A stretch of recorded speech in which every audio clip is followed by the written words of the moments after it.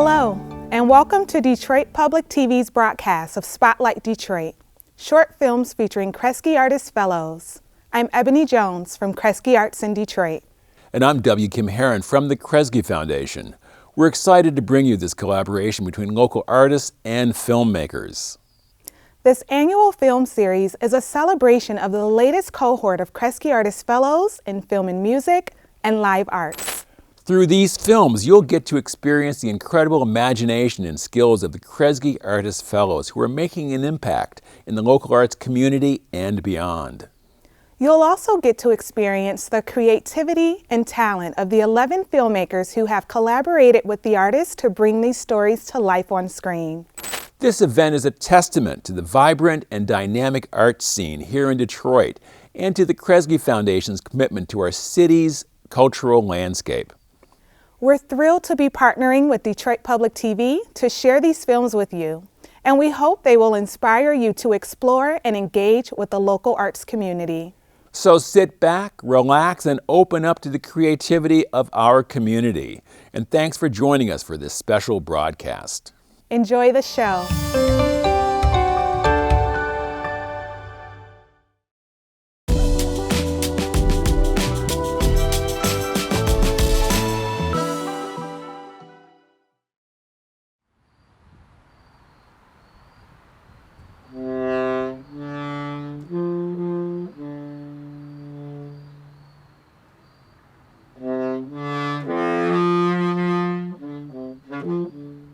What is it that you seek?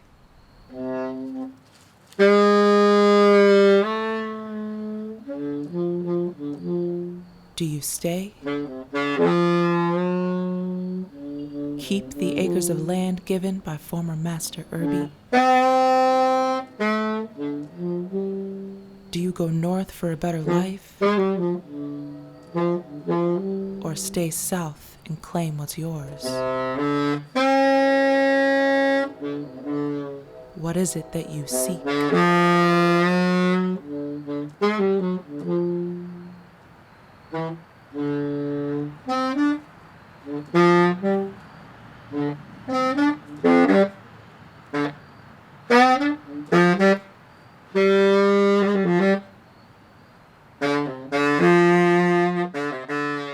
They left something for you in their wake. In the land they used to sow cotton, pecans, pigs, and hay. I hope you find it.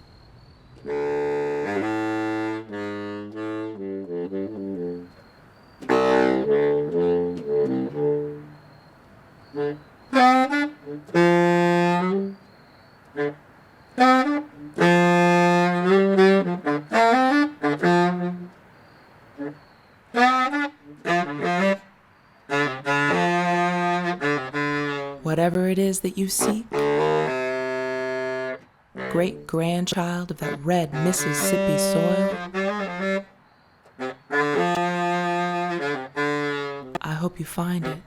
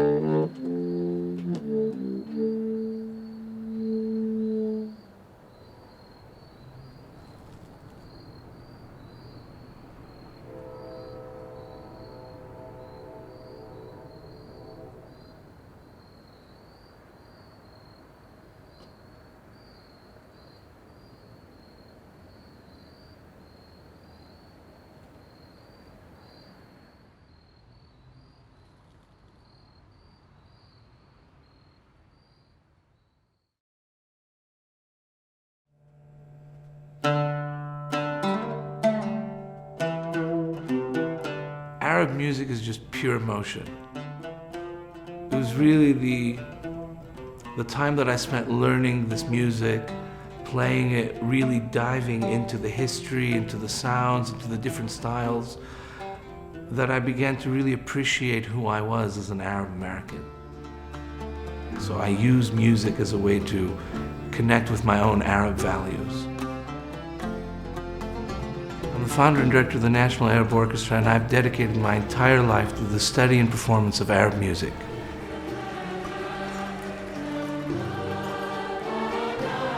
I've learned to play on multiple instruments, starting off on oud, going over and playing other things like the nag.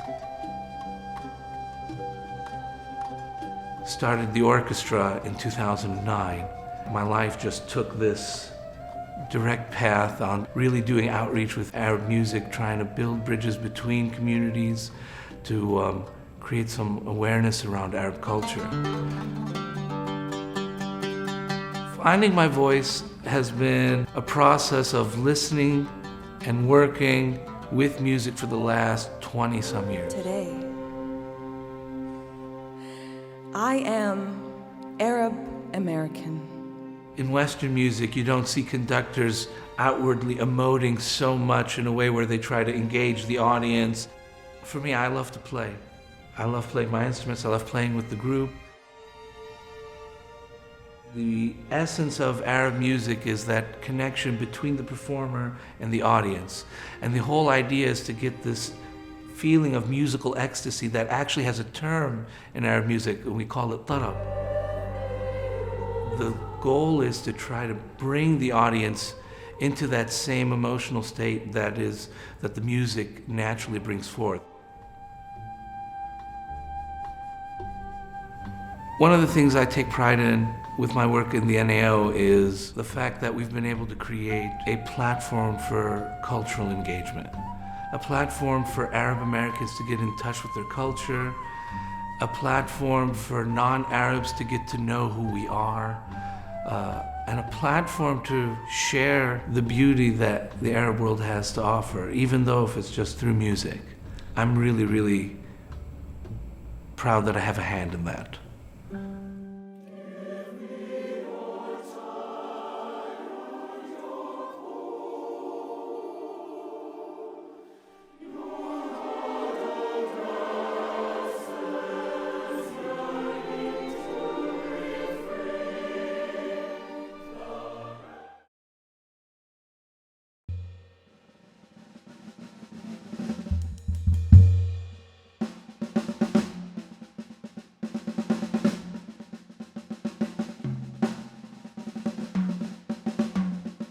Drums and rhythm, that's the heartbeat of the music, you know.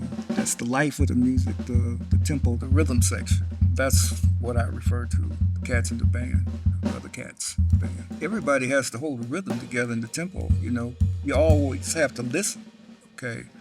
What's extremely important in any form of music is that you're listening to not only what you're doing, but you have to be listening to everybody else in the band and playing to accompany those people all at the same time.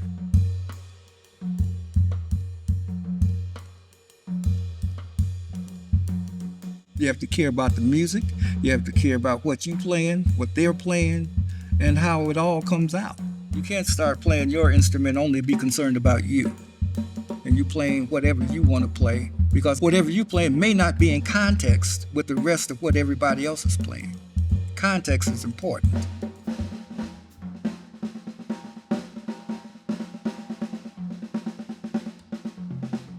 You got to make statements that's related to the whole.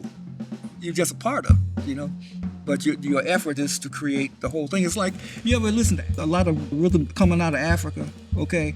You might have 20 or 30 people playing drums, and they all playing a different rhythm, but they all know that rhythm. And that all those rhythms come together to make one.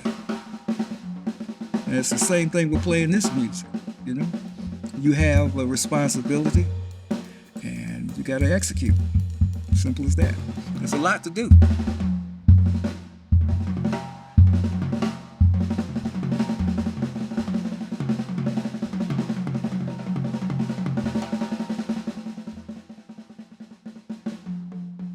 Different forms of music will require you to do different things as a drummer, okay? But in particular kind of music that I've been playing all of my life, you have to be very sensitive to the rest of the band members. If you want to be a musician, you have to make a commitment to the music.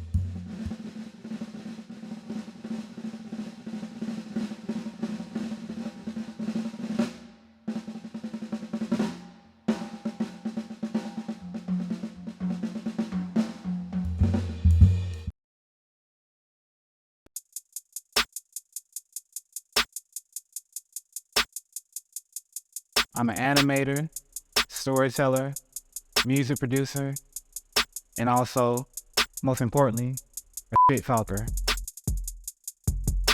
So I created Sandra Bland's with Capes, protecting the black youth from police a long time ago when I was a child, unaware. So with Sandra Bland's with Capes is a world I build, a place where blackness, queerness, and heroisms can show, black experiences with no limitations. I build this world from a black, queer, southern perspective where blackness can exist in multifacets. So this world is inspired by my black, queer, southern experience and with characters that represent my family, my friends, my mother, all the people in my family, and my community.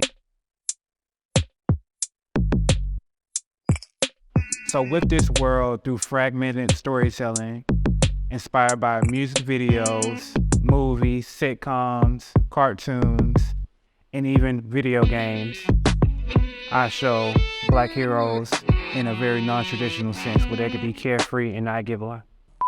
You can just bleep right there. With Sandra Bland's with Capes, it is fragment storytelling through 3D animation and music, which I deem as Glitch Hop Soul, which is inspired by crunk, house, ballroom, soul, hip hop, maybe a little gospel, you know.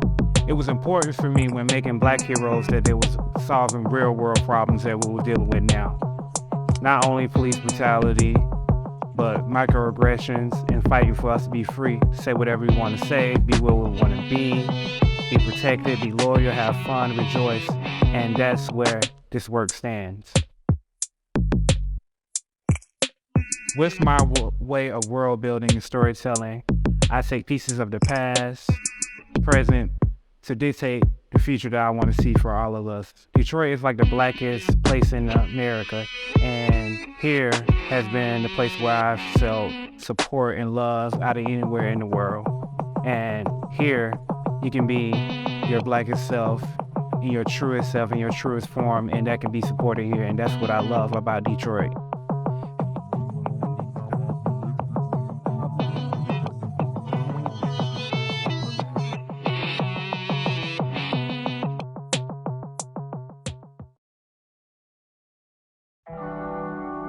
How do I forgive? How do I let go? I want to breathe deeply and openly again, and I want to love without fear, sing from my belly, dance without care, push out, open up, leave your doubt, open up.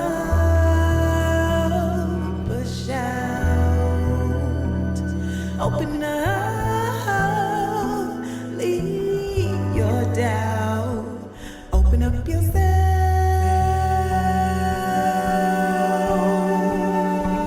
open up yourself,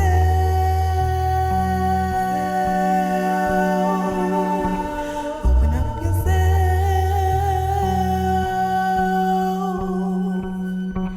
open up yourself.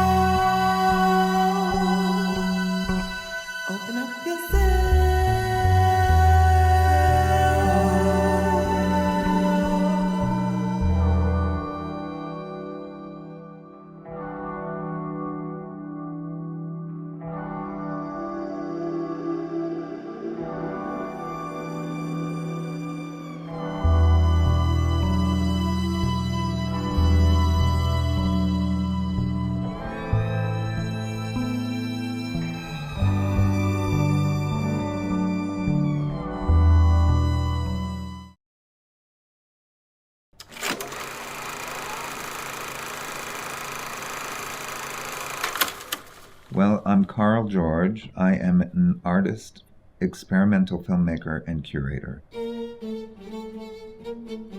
I actually started really working with a whole group of friends. We all got to know each other in the East Village, and Allied Productions was a nonprofit that we set up. The film part of Allied Productions was called Naked Eye Cinema. We all acted or performed in each other's experimental film works. Experimental film represented a total artwork. And for me, it incorporated everything that I felt I needed to say. Super 8 film was the perfect medium because it was affordable. I would edit the film at home, at my desk, using Ziploc storage bags and keeping a journal, a log of what was in each bag, and then piecing them all together, literally taping the film together. I will explore whatever I was particularly interested in at that time. And stories, oral histories, would give rise to societal structures. Art and the process of making art is undervalued. Artists contribute in substantial ways to society in the same way that doctors do and lawyers do and nurses and any other profession, and need to be given the same level of respect. And artists, to me, are some of the most profound thinkers in society. They not only study art and art history, but they study sociology, philosophy, psychology, mathematics, chemistry, physics, because all of it feeds back into the making of art. Coming back to Detroit after having been away for 35 years living in Manhattan has been wonderful. I mean, it's been a revelation, really. In the last 4 to 5 years, there's some real foundational change that's happening.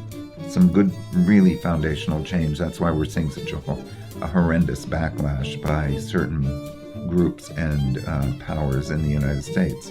They will not prevail. They will not prevail. You can't stop progress. You can give us a gut punch and knock us down, but we'll get back up and keep moving forward. The function of the artist in society is to open windows and doors, not close them. Leave that dirty work to those awful people who are doing it. They're doing a fine job. They don't need our help. We have to stay together, stay strong, and keep moving forward.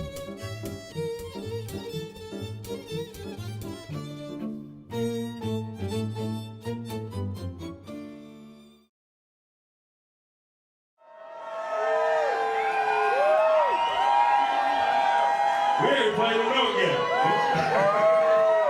It's like that. It's like that, Detroit. Yeah, that's what I'm talking about. Hey. I'm not who I am today without the city of Detroit. I am Deshaun Jones, Detroiter, composer, father. I want the music to be as organic and I want the music to be as sincere to the moment as possible. I want us to tap into that collective ancestral memory, but through a modern context.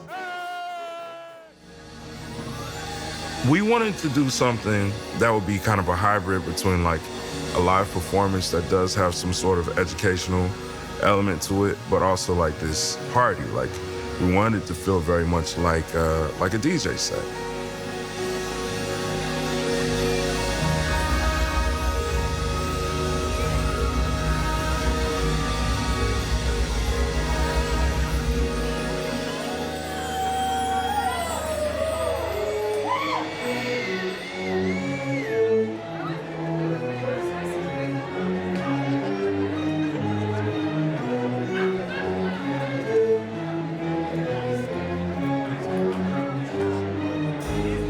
I hate genre. I can't stand genre because it's a false construct that really is designed to segregate artists one from another. There's no genre, there's just music, and more importantly, the impact of the music on the people.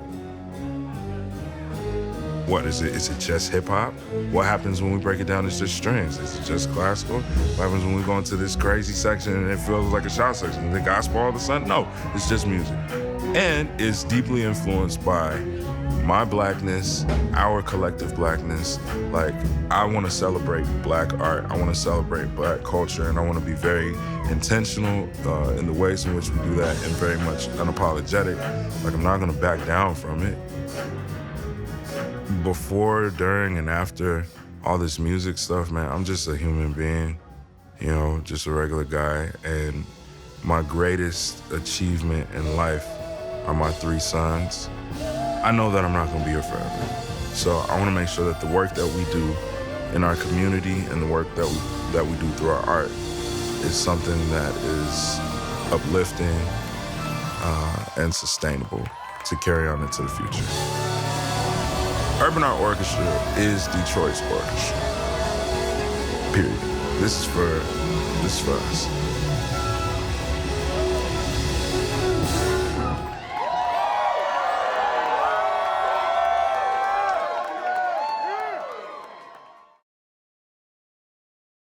Many of the popular dances from Brazil, from Africa, Afro-Caribbean, are rooted rhythmically in West African music.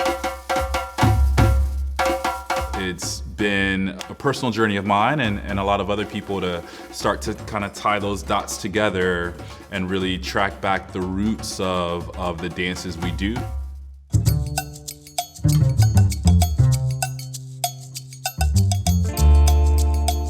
I started dancing when I was in college. I always say I'll try anything twice. So this was my first time trying a dance class, and the first class was salsa, and fell in love with it. Starting with salsa, which is an Afro-Latin dance, the rhythmic structure from salsa comes from Africa. Seeing how it's evolved and blending with the jazz music from New York, and you have the Cuban musicians that came to New York for that mambo era, and watching the beauty of all these different cultures and communities blend together. It's definitely been a focus and an aim of mine to help preserve that history. I've had the pleasure to have traveled to over 35 countries, winning multiple world championships in different Afro-Latin dance genres. I've been in music videos with Janet Jackson and Daniel Santa Cruz. Yeah, just the thought of and the feeling of being able to have this passion to inspire other people, to travel the world, and to continue this legacy, it's an amazing feeling.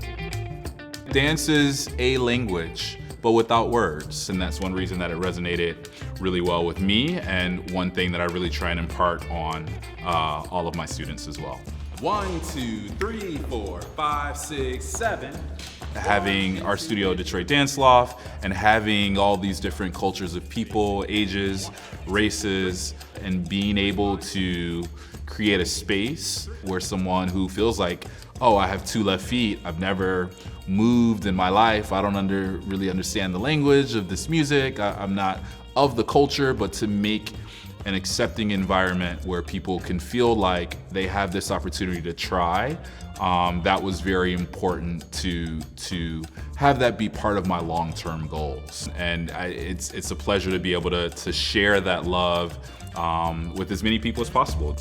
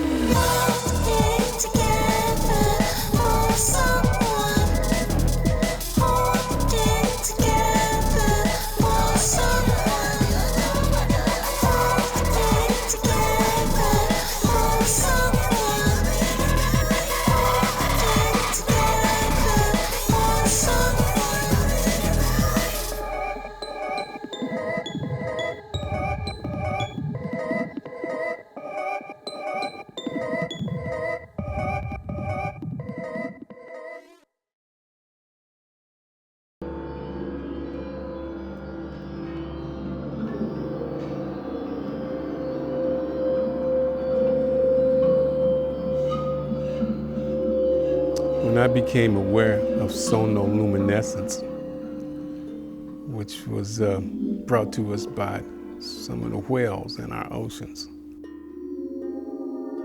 Sonoluminescence is emissions of light from the agitation of sound. When this happened with me, I shifted gears and everything became about frequency. And we manipulate the frequencies that we have been given. We can actually open the door to the cosmic technology where sound can transport matter and heal the broken.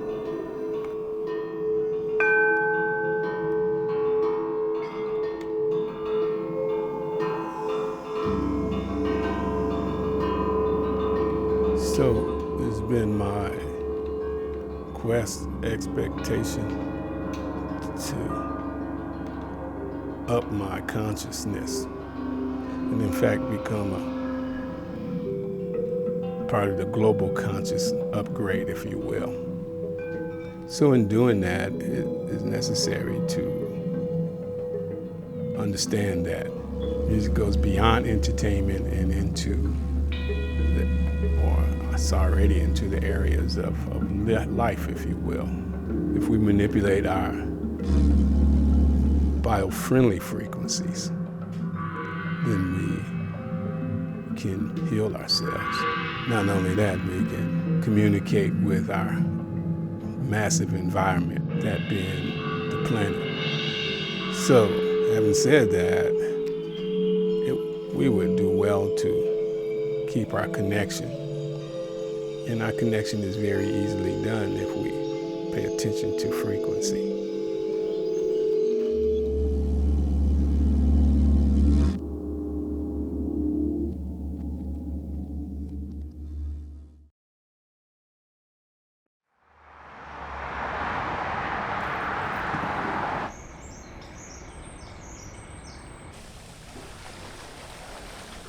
When you're listening to sound, there's a grammar out there. Just not a lot of people know it. Just like how the music has a narrative. That's what I hear in these places. I listen for these different forms of information. So like the pedestrian bridge over the lodge, you can't hear the rest of the city as much, but all of that sound is reflected upwards and you get to like take in that full sound as it's blended inside that gigantic bowl.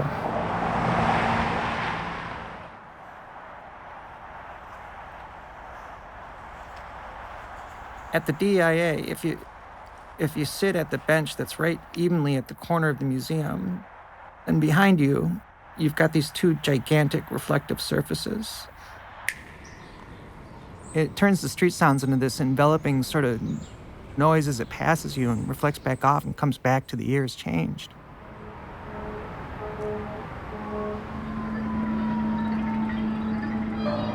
If that's not what we do when we listen to a symphony, I don't know what is. You lose yourself, you know?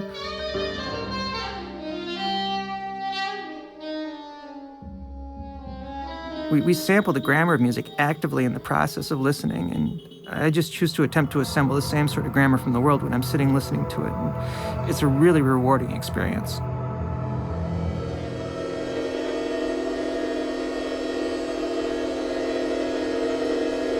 It's in that joy, that joy of place, that singularness that each place has, if you listen very closely, it's what ultimately leads me to the place on the lake.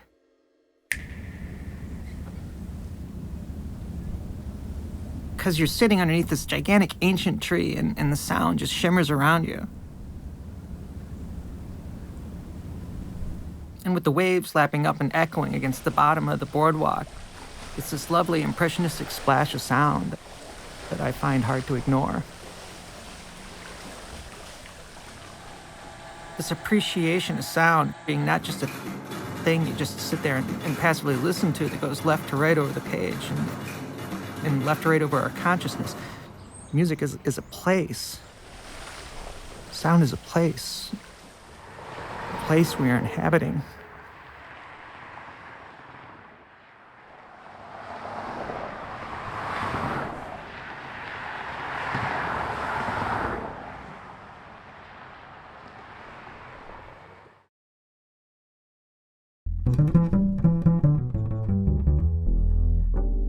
I was never into the art for the sake of art, but how it related to our struggle and how it related to our ability to tell our own story and to take control over our own narrative. Music is innately political in that way, even if you don't mean to be. So I couldn't disconnect what I was trying to do then with what I was trying to do with the music. And I still don't understand people who think all we're doing is making sound. You know, that doesn't make any sense. Most of the people who helped me were saxophone players. I started out learning any degree of musical common sense that I think I have came from Kamau Kenyatta, one of the first people that taught me about harmony and the fundamentals of music. My first jazz record that I bought was Ascension by Coltrane. The second one was Atlantis. I do not understand the musically incurious. So I walked into Vaughn's bookstore and saw this record with this guy standing there with these rays coming out of his head and wearing all this space stuff. I didn't know who the heck it was, but I instantly bought it, and that turned out to be Atlantis by Sun Ra, which was one of the most important things I could have heard at that time. Harold McKinney, Ray McKinney, there was a famous family of incredible jazz musicians who would be important in any story about Detroit history. And Harold was playing with Kenny Burrell on the same bill as Sun Ra, and he knew I was into Sun Ra. So he said, well, you know, why don't you come up and hang, you might get to meet the cats. So I went up there to Hill Auditorium before the hit, and come to find out Sun Ra didn't have a bass player. So they immediately went to Ray McKinney, a world-level, incredible jazz bassist, and they said, well, listen, Sun Ra doesn't have a bass player, do you want to do the gig? And he immediately pointed to me and said, no. This is who you need to, you know, and that was very magnanimous. And I went home and got my bass and came back that night, and it was Sun Ra. A couple days later, they called me to go on the road, and then I moved into the house in Philadelphia, and that kind of changed it. This was always rebel music. There was always somebody saying, don't do this. And we're like, no, we're gonna do this because that's how we, you know. And then, of course, once it's established, everybody, oh, that's wonderful, we always love this. No, I have a book this thick of Coltrane reviews that are all bad. Because when he did it, nobody was there yet. Now, people look back and go, oh, isn't this the greatest thing ever? Yeah, but you didn't say that at the time. Because artists like that, Miles, Train, people like that, they don't wait around for people to catch up to them. You know, by the time another record came out, he was doing something else. And they still wanted, you know, around midnight, you know. It's just as important to know when not to listen to people. The more jazz comes away from its roots, the more universal it gets. But when it gets down to the real nitty-gritty of what makes it do what it does, still don't nobody do it like we do. I love this culture, and I'm thankful for the love it's giving me back. I've definitely taken the road less traveled, but I'll do it again if I had the chance.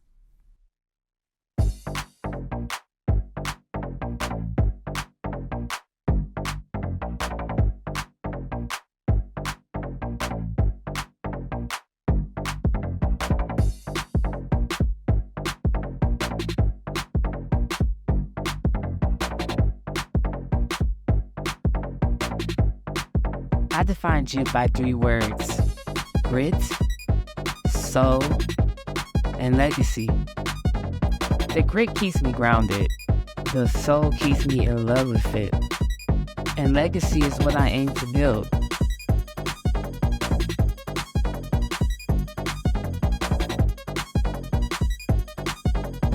JIT is not just a dance, it's really a lifestyle. From Detroit to Inkster to Highland Park to E-Course.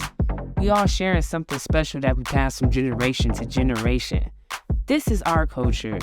This is Black culture. From the talent shows, basement parties to the clubs, this is something that comes from us and is truly for us.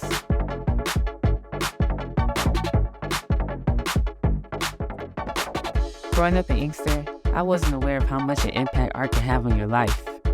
I had to trust the process, trust those who embarked on this journey with me, and open myself up to the possibilities. This gave me purpose, understanding, discipline, patience, and most importantly, family. I've matured as an adult through this culture, and when I had nothing else to fall back on, JIT was there, and I will forever be thankful for that. This dance saved me, so I will forever use myself as a vessel to preserve it and share its power with the world.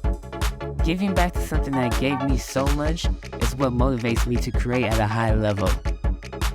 At a time when JIT was facing erasure, my team and I put this culture on our backs and we refused to let it die. As leaders of this renaissance, we demand a commitment to excellence, and it motivates us to work tirelessly to help push this culture forward.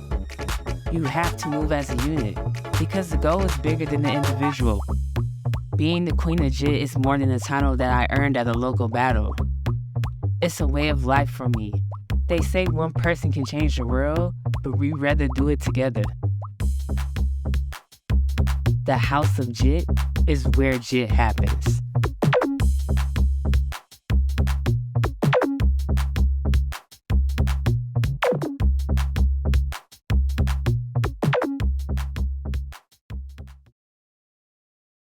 This is the most challenging role of my entire career.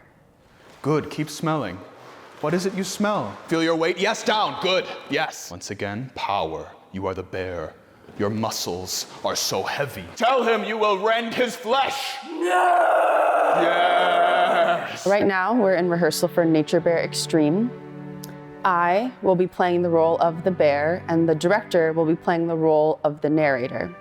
We've decided to do an outdoor durational performance in which I will transform into the bear for a full 24 hours. I will become fully, really,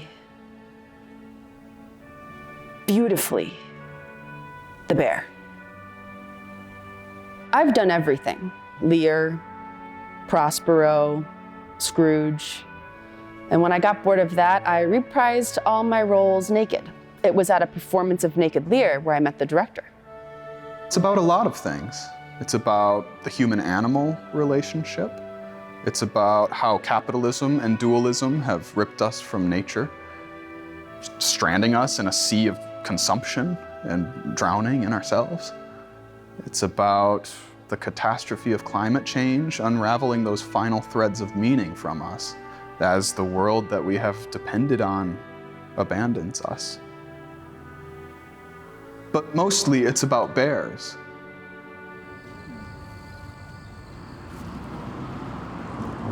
Hi, there's a performance tomorrow. I hope to see you there. We added the extreme to appeal to energy drink companies for sponsorships, but no bites. I guess Monster isn't interested in durational experimental performance right now. Hi, there's a performance tomorrow. I hope to see you there. That's okay. I printed 100 flyers, so if I give them all out, and everyone who takes one brings a friend. Oh, hi, there's a performance tomorrow. I hope to see you there. He seemed interested. It's just me today. The bear's getting into character.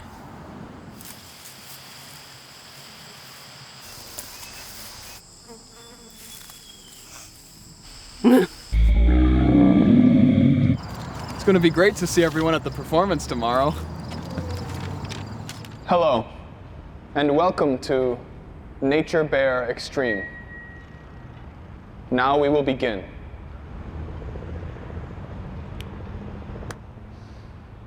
Next, let us look, for example, to the bear.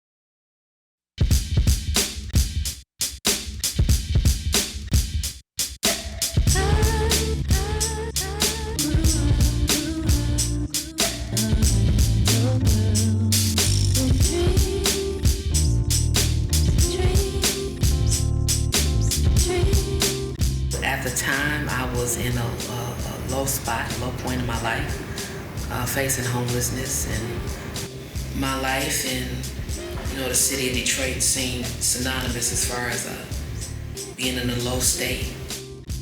I was very heartbroken about my circumstances at the time, and I needed a mantra. I started saying, I'm on my Detroit everything. Meaning, okay, don't cry for too long.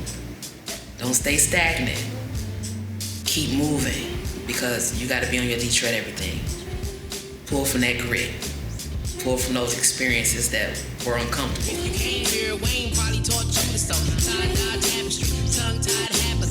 Flex dexterity, flows, avoid atrophy. Roll to my foes and whoever goes after me. Travesty, throwing under rappers so rapidly. Careful, never live haphazardly. You had some of the best lyricists ever with Biz Marquis and Dougie Fresh, and they gave you limited lyrical prowess because the chants were so powerful. They didn't need to say much. They gotta do, what? You gonna drop us no bars, Biz? And he was like, nah, I don't have to. Let me clear my throat. DJ Cool, all he did was yell and get him hype, and it's a hit. So this is what I mean by letting your call and response to your chants carry you if need be. I mean, it's powerful. Going through my circumstances of homelessness, I said, I had better develop something that's gonna show that I was productive during a dark period and show that I got over it. We men and women of strong stock whose roots run deep into American soil like oak trees and orchids, countering the narrative of dope fiend and orphan. I am not just that. I push back. Hi, this is Deidre D.S. Smith here with my Detroit Everything, and I'm here with the Motown legend. This is Marguerite. Thank you so much. I'm on my Detroit Everything. Hey, you heard it here first. I'm one of the greatest. If you have the right intentions and the right mindset, you'll have a dynasty and a legacy that will be unmatched. And that's what I'm hoping for. What up, yo? Yeah. Welcome to Detroit. Talk to him. I'm on my Detroit everything. Been on my Detroit everything. Get on your Detroit everything.